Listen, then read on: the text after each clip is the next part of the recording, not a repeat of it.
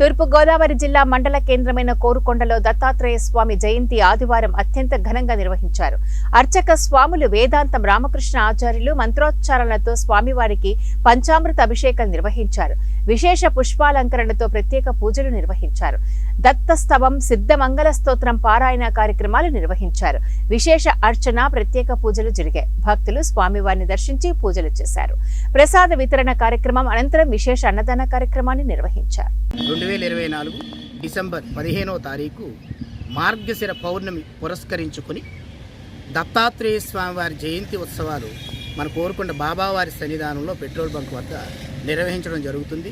అత్రి అనసూయ సమేతమైనటువంటి త్రిమూర్త్యాత్మక స్వరూపమే దత్తాత్రేయ స్వామివారు. ఆయన మార్గశిర పౌర్ణమి రోజున అత్రి అనసూయ మాతలకి నేపాల్ దేశంలోని భక్తాపూర్ అనే గ్రామంలో జన్మించిన సందర్భంగా ఈ హిందూ సనాతన ధర్మంలోని భక్తులందరూ కూడా దత్తాత్రేయుని జయంతి పురస్కరించుకుని విశేష కార్యక్రమాలు నిర్వహించుకోవడం జరుగుతుంది. కావున మన ఆలయంలో కూడా 8 సార్లు దత్తస్తవం, విశేష అభిషేకం, స్వామివారికి అర్చన, అనంతరం హారతి.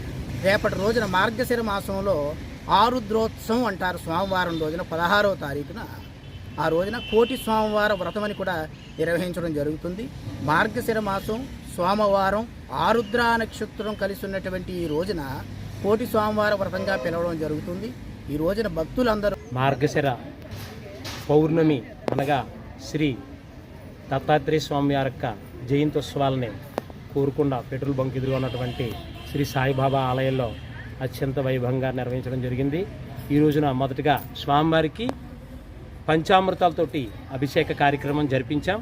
అనంతరం పసుపు కుంకుమలతో స్వామివారికి పూజా కార్యక్రమం మరియు పుష్పాలతో అలంకరణ, విశేష పుష్పాలంకరణతో స్వామివారికి ఈరోజు కార్యక్రమం జరిగింది. అలాగే స్మర్తుగామి సనోమత్తు అంటే స్మరణం చేతనే ఆయన మనకి అనుగ్రహిస్తారు.